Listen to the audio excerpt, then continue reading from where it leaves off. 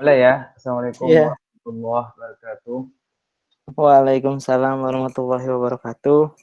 Alhamdulillahirobbilalamin wassalatu wassalamu ala asyrofil anbiya'i wal mursalin wa ala alihi wa sahbihi ajmain amma ba'd. Baik, teman-teman sahabat Sini Indonesia, terima kasih waktunya untuk pemateri khususnya pada peserta. Semoga aja nanti bertambah lagi pesertanya. Amin, amin. Ya. Ya. Pada kesempatan kali ini, sebelumnya saya ingin dulu memperkenalkan pemateri kita.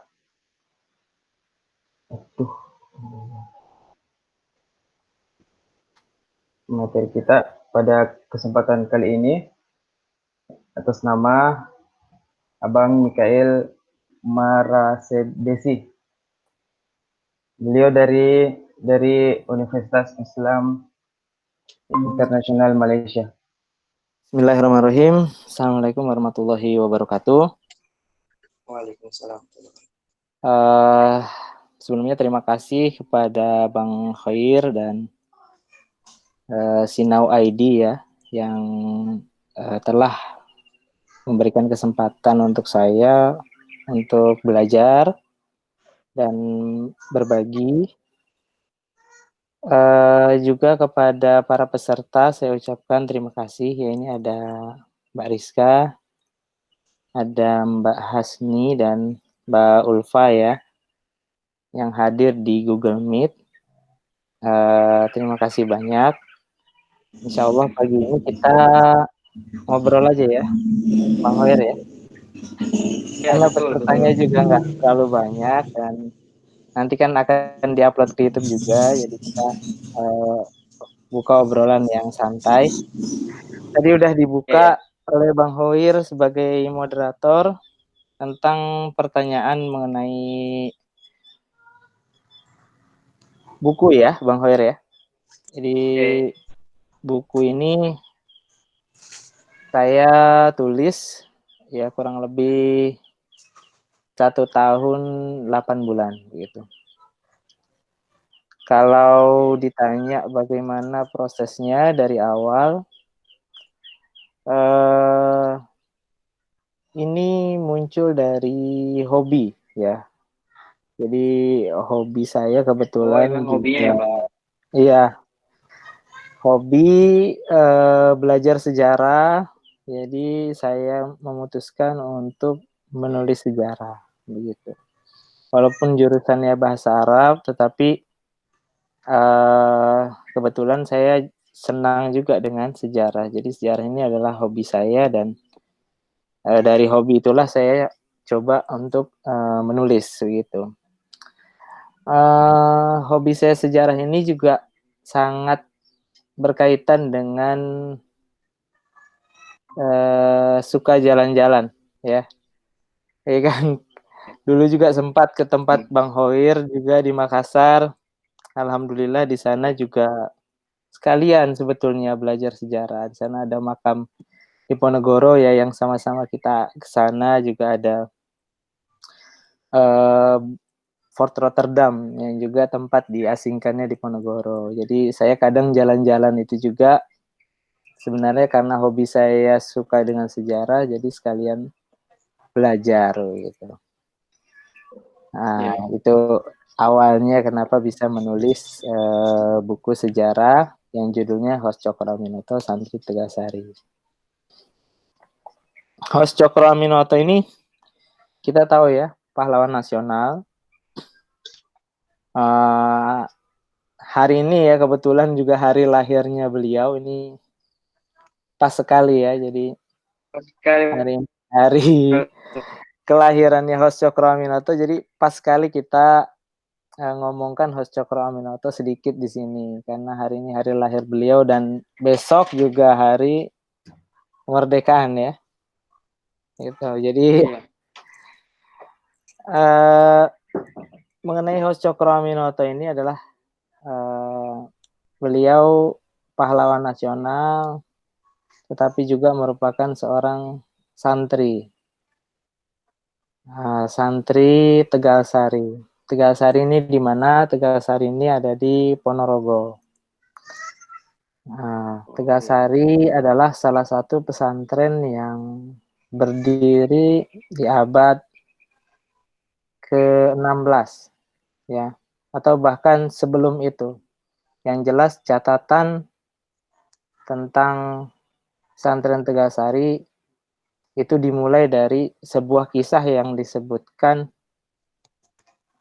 dalam Babatan Najawi sebagai kisah runtuhnya Katunanan Surakarta. Yang bagaimana anak apa sama kita. Kita maksa cuma Jadi ada peristiwa yang namanya Geger Pecinan. Geger Pecinan ini adalah bukti yang paling lama keberadaan Pondok Tegalsari. Geger Pecinan adalah sebuah peristiwa penyerangan terhadap keraton oleh Raden Mas Garendi atau yang digelari sebagai Sunan Amangkurat V kepada menyerang Pakubuwono II atau Sunan Kumbul. Nah, Sunan Kumbul kemudian lari, Pakubuwono II ini lari ke daerah di balik Gunung Lawu dan menemukan pesantren di sana. Nah, pesantren itulah pesantren Tegalsari. Itu adalah catatan terlama tentang Tegalsari, yaitu tahun 1734 gitu. Kemudian pesantren Tegalsari ini terus berkembang, keturunan para raja kemudian disekolahkan di sana sampai akhirnya Cokro Aminoto juga belajar di sana gitu. Kira-kira sekitar tahun 1890-an lah beliau ada di sana. Karena beliau juga lahir dari keluarga juga masih dengan Kiai Hasan Besari keturunannya, yaitu keturunan Kiai dari Tegalsari sendiri gitu. Itu tentang Hos Cokro Aminoto. Kemudian Hos Cokro Aminoto ini akhirnya memutuskan untuk menjadi orang yang bergerak secara nasional ya. Jadi beliau dari keturunan kiai, kemudian beliau menjadi seorang pejabat, lalu kemudian beliau bergerak untuk rakyat Indonesia dengan mendirikan Syarikat Islam.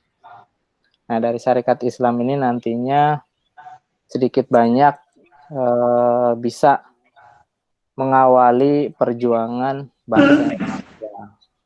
Ya. Nah, itu tulisan saya kebanyakan adalah sebuah sudut pandang baru terhadap Cokro Aminoto, bahwasannya beliau adalah seorang santri dan orang yang memperjuangkan umat Islam dari awal melalui Syarikat Islam. Banyak sekali juga kisah-kisah yang ditulis tentang Cokro Aminoto, tapi kadang sedikit menyinggung bahwasannya beliau adalah santri dan bahwasannya beliau berjuang untuk umat Islam. Kebanyakan beliau hanya dikatakan sebagai pejuang yang nasional, yang juga sama sebagaimana pejuang-pejuang lainnya. Padahal beliau ini adalah seorang santri dan juga beliau sangat Islami perjuangannya dan sangat besar pengaruhnya terhadap perjuangan Islam. Nah, itu tadi karena suka sejarah itu, saya coba menulis sosok Hos Cokro Aminoto ini kembali. Setelah itu, setelah karya selesai dari awal sampai akhir, kita bisa kemudian masukkan ke beberapa penerbitan. Hari ini ada 2 jenis penerbitan. Yang pertama ada penerbitan indie. Ini biasanya penerbit-penerbit yang kecil, yang kita juga bisa self-publisher di sana. Kemudian ada penerbit mayor. Penerbit mayor, ini penerbit besar. Ada juga sebetulnya yang semi mayor. Semi mayor ini biasanya dia terima self-publisher dan terima penerbitan biasa. Apa bedanya self-publisher dengan tidak self-publisher? Ketika kita self-publisher, maka seluruh prosesnya dari awal sampai akhir, terutama dalam biayanya akan ditanggung sendiri, begitu.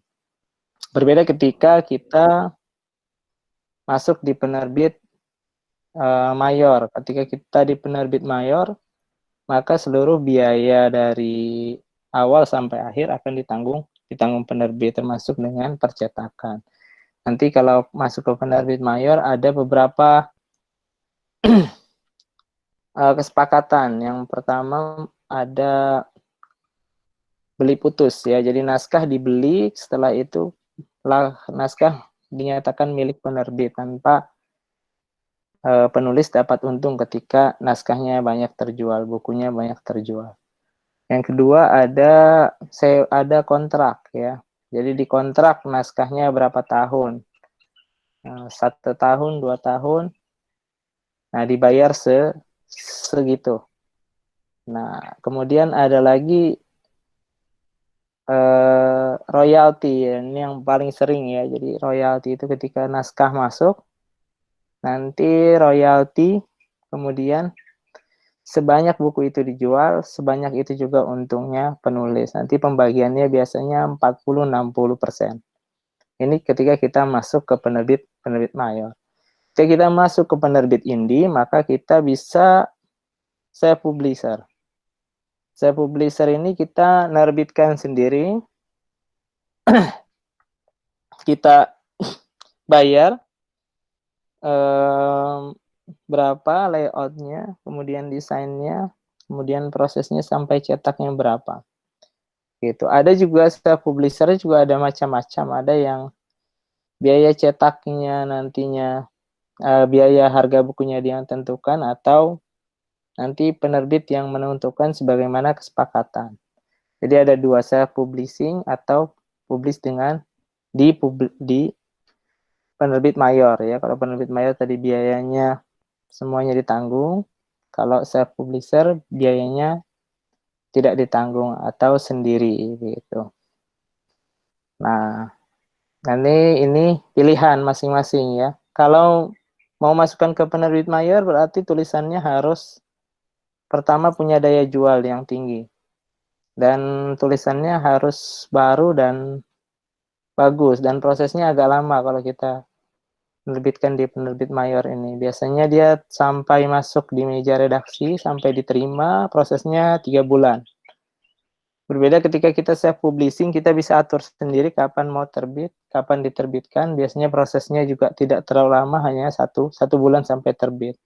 Kalau sana, 3 bulan baru diterima naskahnya, penerbit mayor. Kalau penerbit indie, biasanya 1 bulan sudah bisa terbit. Nah, jadi mau dimasukkan kemana? Kalau ke mayor berarti harus banyak, harus bagus bukunya, punya daya jual tinggi, dan harus sabar nunggunya. Kalau indie bisa terbitkan sendiri, kemudian bisa atur sendiri penjualannya, tapi kelemahannya biayanya sendiri. Gitu kira-kira Bang. Kalau sendiri pakai Kalau saya ya. awalnya ini saya pakai self publisher. Jadi saya terbitkan sendiri bukunya. Karena kemudian ketika kita lama menunggu penerbit mayor itu yang lumayan. Kalau saya tidak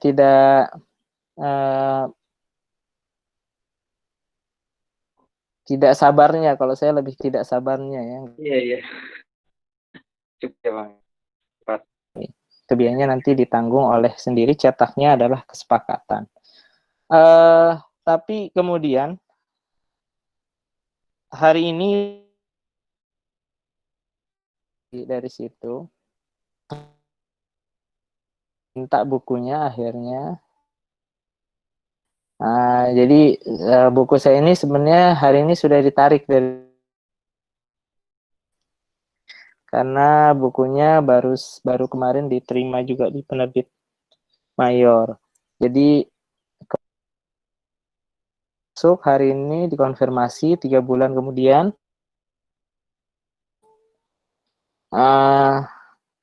Sekarang masih proses.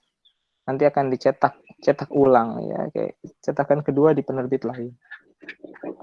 Gitu. Jadi tadi kalau mau nggak sabar, kalau nggak sabar, memang baik pilih self publisher. Ya, kalau mau sabar tunggu ya kan, kemudian mau edit lagi dan mau siap untuk ditolak ya, berarti coba di mayor dulu gitu. Kalau saran saya coba di mayor dulu, kalau nggak keterima self publisher gitu. Iya. Gitu. Saya 2 kali ngirim ke mayor ya, ditolak. Tapi yang satu tidak ditolak, satu lambat diterima akhirnya. Cuman satunya ditolak, tidak ditolak juga, digantung. Satunya diberi kepastian tapi agak lambat. Jadi sudah di self publisher sendiri, kemudian ada penerbit yang mau, ya akhirnya ditarik lagi sekarang sama penerbitnya sendiri. Itu jadi ya, nanti bisa coba cari-cari dulu lah. Ya, sarannya tadi mayor dulu, kirim ke yang besar. Kalau besar digantung atau tidak diterima, ditolak, saya publisher. Itu lebih bagus gitu. Tapi cari self publishernya harus hati-hati juga, banyak self publishing sekarang yang mematok tarif yang besar untuk biaya-biaya lain sebagainya. Ini harus hati-hati. Gitu. Oh, harus memang tanya-tanya dulu ya Bang, yang mana bagus Ya, betul. publishingnya. Kalau untuk mau self publisher itu harus tahu dulu berapa, jadi jangan langsung oke. Harus cek di mana-mana. Self publisher ini banyak sekarang, ada Gpedia itu bisa self publisher. Pemancar ilmu juga bisa self publisher. Ada Afkar juga bisa self publisher. Dan banyak lagi gitu, dan ada paket-paketnya masing-masing biasanya. Gitu. Ya. Oke, Bang. Ya, itu tadi kita bahas masalah penulisan beliau, menulis buku. Terus kita bincang lagi nih masalah di beliau belajar sekarang S2 di Malaysia. Yang mau saya tanyakan ini Bang, kalau menurut Abang nih melihat di sana itu apa sih pembeda dari menjadi mahasiswa Indonesia sama mahasiswa Malaysia? Kan Bang sudah pernah menjadi mahasiswa Indonesia, pernah jadi mahasiswa sekarang Malaysia. Dari segi sosial dan finansialnya tuh gimana tuh Bang? Apakah ada perbedaan yang jauh atau biasa-biasa aja, sama aja? Serumpun kan? Untuk perbedaan sih ya, yang paling saya rasakan memang ketika terutama kebetulan saya belajar ya. Ini tadi kita sekarang ngobrolin ini ya, belajar ya. Nah, hakimnya tadi buku udah. Sekarang belajar ini saya yang rasakan sendiri perbedaan yang signifikan ya antara belajar di sini dengan di sana. Kebetulan saya di kampus yang internasional, jadi ya perbedaannya itu lingkungan ya. Karena di sana lingkungannya nggak hanya orang Indonesia, jadi lebih termotivasi ya Bang. Jadi lebih apa ya? Lebih jadi harus menyesuaikan gitu dengan kebudayaan dan gaya hidup yang lain gitu. Jadi saya tinggal di asrama kebetulan. Tinggal di asrama itu yang di asrama itu 3 lantai ya, 3 lantai, 1 lantai itu ada sekitar 20 kamar, 20 sampai 30 kamar begitu. 30 kamar. Ya, jadi kalau dihitung orang Indonesia di 30 kamar itu hanya ada 4 gitu. Sisanya salah satunya Bang. Ya. Salah satunya Abangnya. Ya, salah satunya saya gitu, ada 4 ya. Sisanya orang luar semua ya. Yang samping saya ada orang Bangladesh, Pakistan. Kemudian depan saya Arab. Depan agak samping sana ada orang saya nggak tahu dari mana, ada Afghanistan yang jelas, ada juga kayak orang Eropa mukanya, tapi nggak tahu dari mana saya. Jadi dari situ saya banyak belajar untuk menyesuaikan gitu, karena kan juga kalau di asrama itu kan sholatnya bareng, ya kan. Kemudian juga kamar mandi sharing. Jadi kita sering keluar, sering ketemu, sering ada yang nyapa pakai bahasa Inggris, kadang ada yang pakai bahasa Oh, Arab. nggak akrab ya Bang? Nggak akrab ke teman-teman asramanya ya? Nggak Akrab terlalu tapi akrab nggak begitu? semuanya gitu. Karena kan bingung juga Oh, bahasanya gitu. Kadang iya. jadi akrab sih akrab, tapi akrab hanya beberapa yang samping-samping pas, Pak. Itu akrab. Biasanya dia ngajak makan, ya kita ngajak. Tapi kadang makanannya nggak cocok gitu sama kita. Dia juga kadang ngobrol sama kita, ngajak ngobrol. Ya, jadi di sana saya belajarnya ya menyesuaikan gitu dengan itu. Dan kalau mau ketika memang ada di kampus yang seperti itu, memang bahasa Inggris memang jadi lebih terpakai gitu. Walaupun nggak tahu bahasa Inggrisnya saya ini bener apa enggak ya kan. Itu yang jelas terpakai terus gitu. Ya, Iya, iya. ya itu perbedaannya yang paling signifikan. Kalau belajarnya saya jujur kalau bahasa Arab belajar di sana sama di sini sama aja, nggak terlalu banyak perbedaan. Karena juga mungkin materinya sudah banyak dipelajari juga waktu S1 ya kan, tentang metode manhaj, kemudian ada eh, teknologi pendidikan, ya, semuanya sudah familiar dan pelajarannya ya hanya itu, nggak banyak berbeda gitu. Yang beda hanya tadi lingkungan, ya. Lingkungan, dan kalau bisa mengolah lingkungan itu sebetulnya sangat sangat ini sekali, sangat menguntungkan sekali. Ya kalau kuliah di luar negeri, kalau bisa mengelola lingkungan itu, maksudnya bisa masuk, bisa menyesuaikan, terus dari sana kita punya kawan dari berbagai negara, nah itu menurut saya sangat menguntungkan sekali. Ya salah satunya kemarin saya bersahabat terus sama orang Thailand yang sama-sama ngambil bahasa Arab di sini. Ya alhamdulillah dengan itu saya bisa bisa ke Thailand gitu ya. Mampir di mana? Di kampusnya ya, ketemu ibunya. Kebetulan ibunya ternyata juga kepala jurusan. Jadi dari situ saya bisa main ke Thailand gitu dengan jaringan Iya. tadi. Ya, Itu mungkin Bang. kemudian kira-kira apa sih tuntutan mahasiswa Indonesia itu di luar negeri selama di sana? Apakah ada diberikan tugas dari Indonesia KBRI untuk mengabdikan dirinya dari Malaysia? Kayak kemarin kan saya lihat Bang, dia tugas di KPU ya. Oh iya iya iya. Ya. Kalau itu lebih ke ini ya Bang.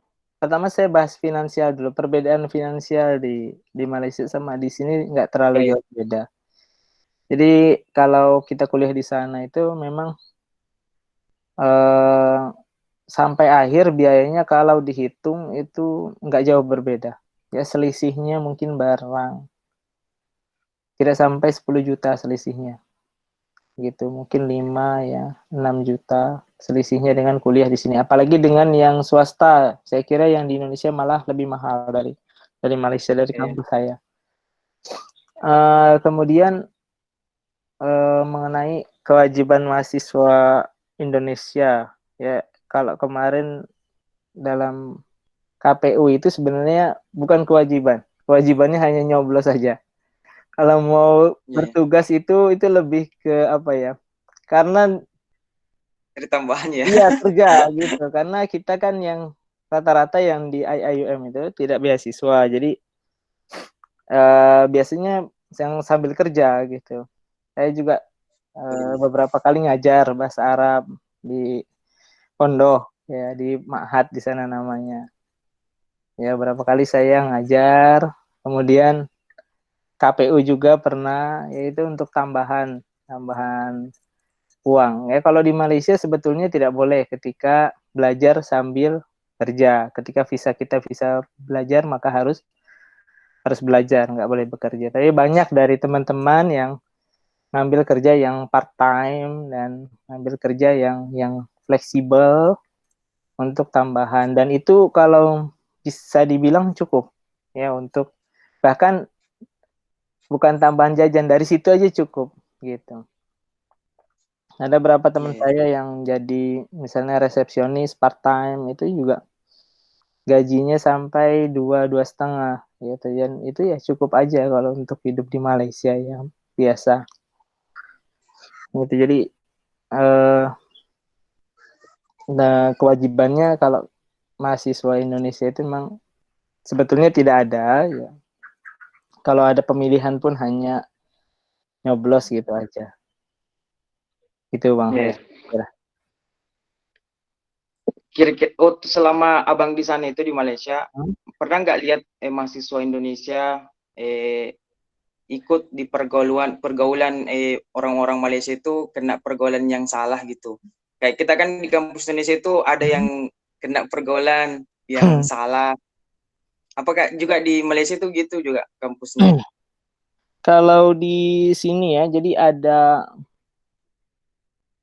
ada perbedaan sebetulnya antara kampus Islam dengan kampus umum di sini, dan perbedaannya jauh sekali. Kalau kampus Islam itu memang betul-betul rata-rata orang-orangnya lebih Islami lah. Pakaiannya semua lebih tertutup begitu. Dan jarang sekali yang pakai celana kalau perempuan.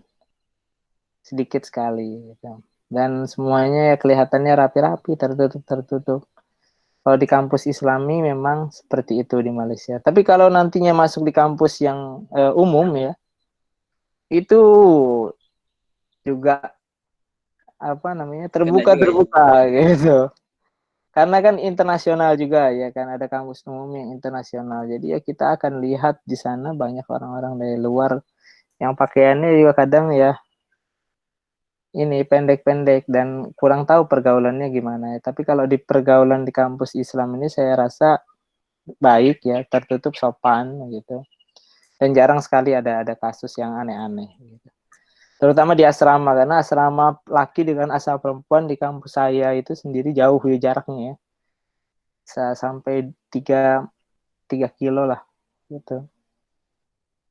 Jadi dia bergabung lingkungan perempuan dengan lingkungan laki-laki gitu.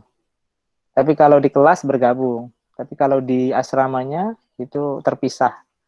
Jauh gitu, dan lingkungannya, makannya, kantinnya semua terpisah. Gitu. Jadi nggak pernah nongkrong yang sama perempuan-perempuan. Terutama kalau S2 ini. Jadi gini, ketika S2 itu yang di sini itu karena kita ngambil materinya itu sesuai dengan apa yang kita mau aja. Jadi kita mau ngambil ini nih, semester ini. Terus pelajarannya ini. Jadi kita nggak punya kelas tetap, Bang Khair. Jadi saya nggak punya teman kelas, gitu. Oh, yeah.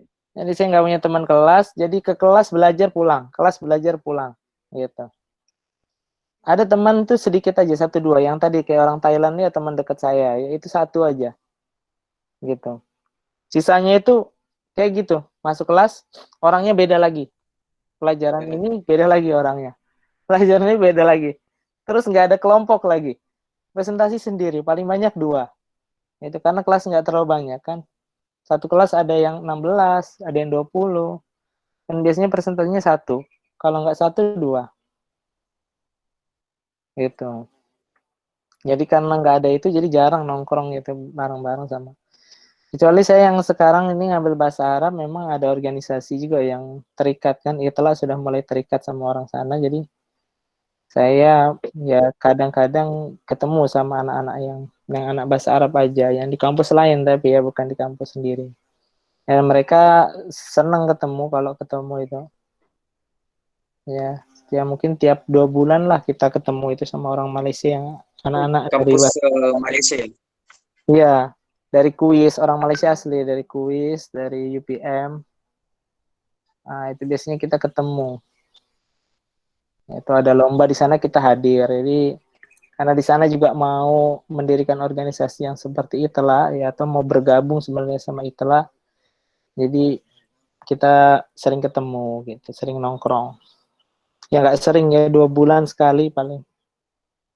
Gitu. Itu kira-kira Pak Mir. Ya, pertanyaan terakhir dari saya mungkin sebelum peserta bertanya, apa sih tips dan trik masuk ke kampus Malaysia, Bang? Kampusnya Abang Eh, ini. Kalau Kalau gitu gimana? ke IUM ini mudah, syaratnya hanya dua, bahasa Arab, bahasa Inggris saja. Nggak ada tes yang lain. Dan kalau TOEFL ya, Bang? gagal pun dalam tesnya itu, dia nanti hanya akan ikut kelas saja selama 6 bulan. Gitu, jadi nggak diterima gitu. Yang jelas kita ngirim berkas dulu sebelumnya lengkap, ijazah S1. Ini untuk S1 ya, S2 ya, tapi ya. Kalau S1 saya kurang Ya. ngerti. Kalau S2 ini memang kirim berkasnya aja. Kemudian rekomendasi juga tidak terlalu diperlukan. Hanya ijazah, transkrip, kirim ke sana, nanti dapat motivation letter. Kalau kuota internasionalnya masih cukup, ya insya Allah kalau bahasa Arab banyak kuotanya. Yang agak susah pendidikan, ekonomi, kemudian engineering yang seperti itu agak sulit. Tapi kalau bahasa Arab di Dirasat Islamiyah di sana cenderung mudah. Kirim, insya Allah keterima. Transkripnya asal transkripnya yang nggak terlalu nilainya yang S1 nggak di bawah 3 aja udah insya Allah udah diterima biasanya. Kemudian nanti nyampe kalau ketika dibalas di offer letter, kemudian nanti ada ngurus visanya, lalu berangkat. Ketika berangkat di sana baru ada tesnya di sana, tes bahasa Arab, bahasa Inggris. Dan itu hanya reading writing aja, tidak ada speaking. Dan ketika nggak lulus pun kita hanya masuk kelas bahasa. Nah, gitu. Karena kemarin saya Masuk ngambil kelas bahasa dulu sebelum masuk jurusannya ya, Bang? iya, tapi nanti ada band-bandnya, ada standar-standar sendiri. Kalau saya ngambil bahasa Arab, masa bahasa Inggrisnya harus tinggi. Jadi ada standarnya lebih rendah lagi kalau bahasa Inggrisnya kalau kita ngambil bahasa Arab. Nah, sekitar nilainya 4 lah. 5 kalau dalam apa namanya? IELTS itu. 5 sudah keterima bahasa Inggrisnya kalau kita di jurusan bahasa Arab gitu. Jadi Kalau beasiswa, Bang, ada tahu nggak bagaimana kalau kalau beasiswa di sana? beasiswa setelah keterima adanya. Jadi kemarin saya Oh, iya iya iya. teman-teman saya kemarin dapat. Kebetulan saya nggak dapat karena saya ada di Indonesia dari Februari ini ya. Jadi teman-teman saya yang di sana dapat kemarin ketika daftar beasiswa bulan Februari dan ada lumayan banyak beasiswa di sana. Ada beasiswa bahkan yang dari Indonesia juga ada dari seperti kemarin ada beasiswa dari Hidayat Nur Wahid. Kemudian ada beasiswa dari Abu Sulaiman. Sulaiman dari luar negeri untuk jurusan Dirasa Islam. Jadi setelah masuk baru ada beasiswa. Gitu. Dan kalau mau diusahakan gak ada Bisa. masalah gitu. Dan bisa insya Allah. Iya, iya. Jadi setelah Kalau Bang masuk, sendiri gabung nggak sama PPI Malaysia-nya, Bang? kalau Aktif saya nggak? nggak gabung. Nggak Oh, gabung dan jarang ketemu dengan PPI karena kebetulan saya memang dari awal tidak tidak memutuskan untuk bergerak di PPI ya. Nah, karena memang tadinya mau fokus belajar gitu, mau fokus kuliah, tapi ternyata juga nggak fokus ya kan, malah sering jalan-jalan. Tapi yang jelas saya dari awal sudah nggak ikut, nggak memutuskan untuk ikut PPI. Gitu. iya iya. Mm-mm. Ya. Selanjutnya mungkin ada teman-teman yang ingin bertanya soal penulisan dan soal beasiswa atau apa. Silakan komentar.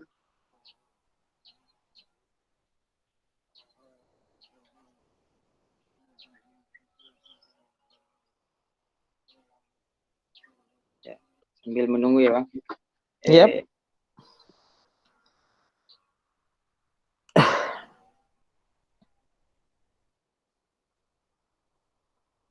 Emang kalau setahu Abang nih kegiatan PPI Malaysia itu apa sih? Kenapa gitu nggak gabung? Hmm, yang saya apa ini PPI ya Bang Her ya? PPI. Gimana ya? Saya awal sampai IUM itu saya lihat dari teman-teman S2 tidak ada yang ikut organisasi PPI sama sekali. Oh iya betul. IUM-nya untuk IUM ya. Tapi untuk Malaysianya banyak yang ikut. Tapi IUM-nya tidak ikut. Dan kebanyakan orang-orang yang ikut PPI ini orang yang S1-nya di IUM juga. Begitu yang ikut yang anak-anak S2-nya. Saya kurang kenal dengan orang-orang yang sana. Kemudian saya masuk di lingkungan orang-orang yang teman-teman yang ini aja akhirnya. Ada teman saya itu yang dari Indonesia itu ya akhirnya saya sama dia terus kemana-mana. Kita di Malaysia fokus nyari kajian-kajian. Iya. Jadi fokus kajian, mainnya ke perpus, ya dia anak filsafat juga, ngambil teologi di UM S2. Teman saya di pondok dulu satu kelas, karena saya juga cukup tertarik dengan filsafat dari dulu, jadi saya sering main sama dia. Jadi di UM tuh ya kita malah sibuknya ikut kajian dan hunting buku terutama. Karena referensinya jauh sekali ya kalau dibanding Indonesia ini ya. Di sana lebih apa ya? Kayak di sana tuh kayak banyak sekali ya buku-buku itu yang kita nggak temukan di Indonesia gitu. Terutama buku-buku orang-orang besar ya. Jadi kalau kita main ada namanya di sana perpustakaannya Istek itu yang dibangun sama Syed Nakib Alatas di Malaysia yang menjadi pusatnya Islamisasi ilmu pengetahuan yang hari ini juga diwakili sama INSIS di Indonesia dan Unida Gontor. Jadi saya sering main ke sana dan di sana saya menemukan banyak sekali referensi yang nggak ada di sini gitu. Misalnya kita cari satu tokoh ya, René Descartes misalnya. Itu René Descartes itu tuh ada bukunya nggak satu dua di sana itu. Jadi ada satu rak gitu semuanya. Sedangkan dari berbagai bahasa ya yang nulis tentang René Descartes. Di sana sumbernya di sana referensinya lebih lebih banyak dan lebih lengkap. Yaitu yang saya ketika di sana lebih lebih tertarik dibanding masuk masuk PPI gitu. Iya. Ya, jadi gitu. Ya, ini sudah ada Ini pertanyaan, ada Bang. pertanyaan ya. Iya iya ini Ini boleh. untuk perempuan apakah sama ada asrama juga? Ada asramanya. Asrama ini begini peraturannya. Asrama ini berbayar ya, tetap berbayar. Oh, di Biasa luar SPP, Bang? ya di luar SPP. Asrama ini Oh, berbayar, kayak nyewa gitu ya? nyewa satu kamar. Biasanya orang Indonesia tuh, kayak saya sendiri ya satu kamar diisi 2 orang. Walaupun peraturannya satu kamar cuma boleh 1 orang. Gitu. Tapi saya prefer sharing gitu. Karena untuk patungan ya kan. Jadi satu semester itu asrama itu 5 juta kalau di Indonesia harganya. Ketika sharing 2,5 juta jadinya harganya. Selama kurang lebih 5 bulan. Ya 500.000 sebulan. Kurang lebih. Nah jadi asrama perempuan ada kalau di IUM itu. Dan nyaman asrama. Lebih nyaman tinggal di asrama. Karena kita ke kelas tinggal jalan. Gitu. Dan asramanya besar-besar. Gitu. Dan ada kantinnya setiap asrama. Dan kantinnya itu lebih murah dari di luar. Itu kelebihan di asrama salah satunya. Jadi ketika di luar itu nggak ada yang semurah di asrama kantinnya makannya. Karena memang peraturannya seperti itu, nggak boleh lebih mahal dari di luar kantin di asrama. Jadi ada peraturannya ketika satu tender di Malaysia itu ada peraturan ketika satu tender masuk ke kampus maka tender itu harus menurunkan harganya, resikonya. Gitu. Karena yang akan mengkonsumsi kan pelajar ya kan uangnya terbatas gitu. Nah, itu mungkin. Bang Khair. Ya, ini pertanyaan selanjutnya. Aktivitas asramanya di sana itu apakah seperti pesantren? Ada ngaji barengnya gitu, ada belajar-belajar ilmu pesantren. Kayak biasa kan asrama biasa di Indonesia itu kasih mufrodat, kasih mufrodat ya. Biasanya Ini gitu ya asrama. pertanyaannya ya dari Ulfa ya. Jadi di asrama di sana nggak ada apa namanya pembinaan di asrama itu karena memang Iya, karena S2 juga ya, Bang. iya karena memang bayar juga ya kan. Jadi di sana nggak ada pembinaan sebagaimana di asrama-asrama di pesantren di Indonesia. Cuman di sana lingkungannya lah lebih bagus gitu karena ada sholat jamaah. Ya. Jadi kalau mau jamaah di asrama itu ada musolanya. Biasanya orang-orang sholat jamaah di sana. Gitu. Tapi kalau untuk kegiatan-kegiatan yang lain kiranya nggak ada gitu, hanya sholat jamaah aja paling. Gitu. Nah itu mungkin. Itu aja yang mungkin yang mau bertanya, silakan. Ada lagi? Ada. Bayar pendaftarannya ya, ini ada yang bertanya. Berapa ya pendaftarannya? Gini, kalau di sana itu IIUM ya ini ya. Ini IIUM ini saya jelaskan dari awal. Kalau masuk ke sana, jadi kita harus ngisi di web terlebih dahulu. Jadi ada website, nah website IUM admission, nah kita isi di sana dari awal sampai akhir, kita upload ijazah di sana dan lain sebagainya. Nanti di sana ada perintah untuk membayar $100 US, itu 1.400.000 itu di awal, ya. 1.400.000 ya, 1,7 lah paling mahal, sekitar segitulah ya. Itu nanti kita daftar ke sana, kemudian dari sana akan membalas kalau ada kuota, masih ada kuota dan syaratnya memenuhi ya, transkripnya tidak terlalu buruk dan syarat-syarat lainnya oke. Nanti diterima, kemudian dikasih offer letter. Nah di offer letter itu biasanya ada keterangan berapa harus bayar. Dan ini berbeda antara satu fakultas dengan fakultas yang lain.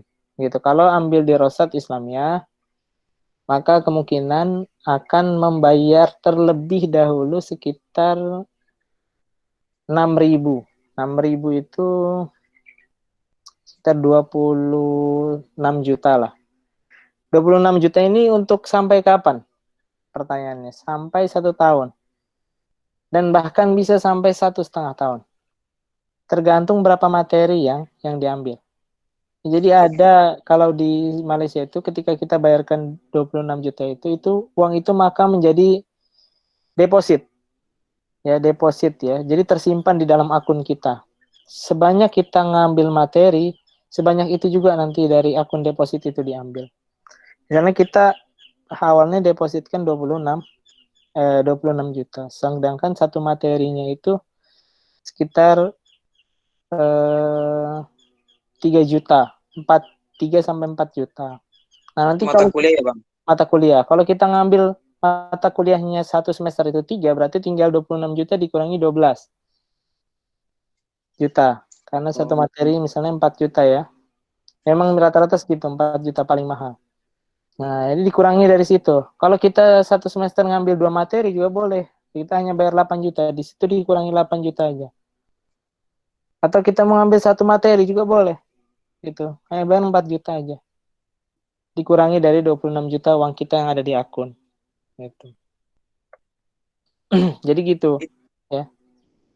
Jadi per materi diambil uangnya. Gitu. Jadi selama perkuliahan itu, Bang, S2 di sana, itu berapa SKS ke Indonesia, kayak berapa SKS baru bisa selesai?